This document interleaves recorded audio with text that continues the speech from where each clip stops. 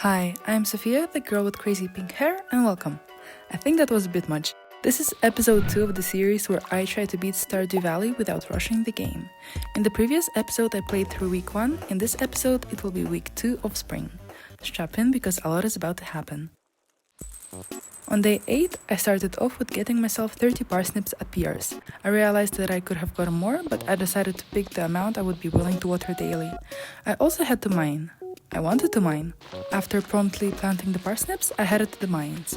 The reason I was so eager to get there was because my first goal for spring, or at least before the egg festival, was to go down 5 levels in the mine each day. It felt like quite a healthy goal.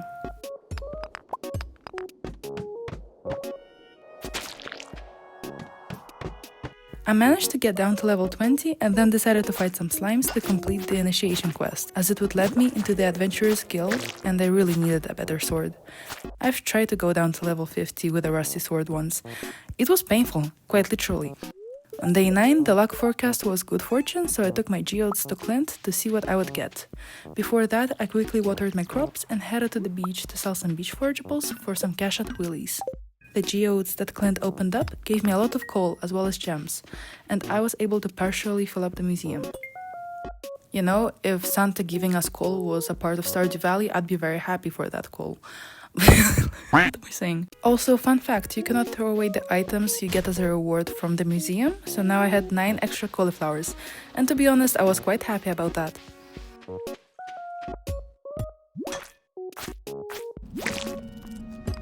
Afterwards, I got to level 25 in the mines and headed to Marlin to get a better sword. I ended up upgrading from the rusty sword to the silver saber, which was about 750 gold and did a bit more damage, which I would say was worth its money.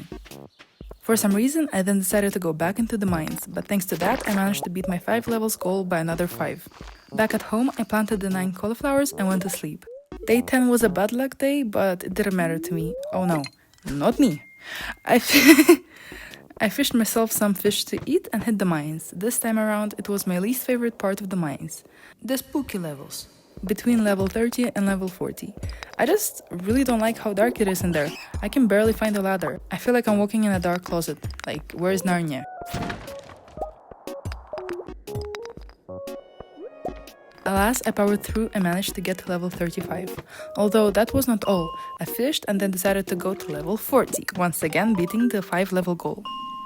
On day 11, let me tell you, the luck was even worse, but she mined. She mined again. Yes.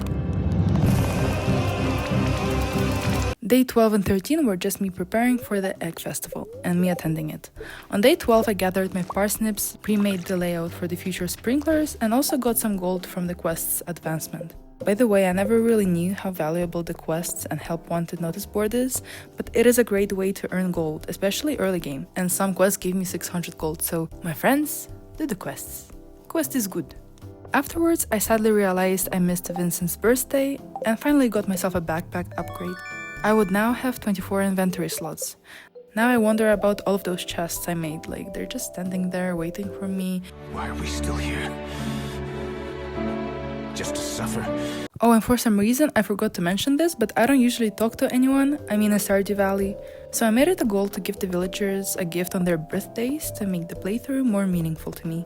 I also wanted to upgrade my tools to copper, so I mined for a bit on level 21 and then decided to do the same with iron ore on level 41.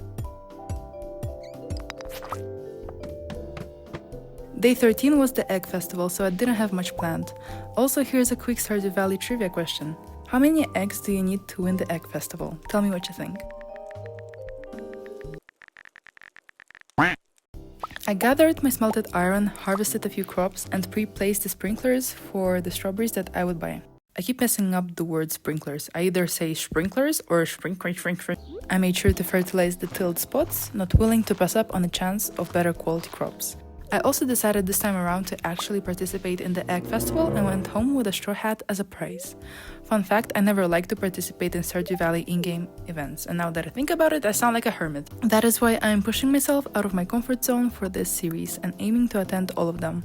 I hope you're enjoying it so far. 14th of the spring was Haley's birthday. It also held a big surprise for me, and I hope for you too. I wandered through the Cindersnap forest, found Robin's lost axe, and headed over to Haley to gift her a daffodil. Right, and now this is where the unthinkable happened. As I was peacefully fishing near the mountain lake, or in the mountain lake, I got a treasure and consequently found an ancient seed in it. I was quite shocked and also happy. It is not like I was money hungry or needed it, but it is the best crop if you ever need gold. I headed back home. The traveling cart that I dropped by had nothing, so I called it a day and went to sleep. By the way, I'm checking the traveling cart for a red cabbage, as it can only be found there, and I hope that I'll be able to find it before the year one ends. Also, just a quick announcement, but I feel like I'm gonna get busy soon, and I also view YouTube as more of a fun thing, so I did end up deciding to make this video pretty short, and I do hope that you still enjoyed it. To conclude, in this week of Stardew Valley, we managed to get from level 15 of the mines to level 45, won the egg festival, got about 45 strawberry seeds, and also got an ancient seed. Next week, I'll be focusing on strawberries and generally on funding my tools upgrades. Like and subscribe if you enjoyed the video, it would really help my channel out. And see you in episode 3.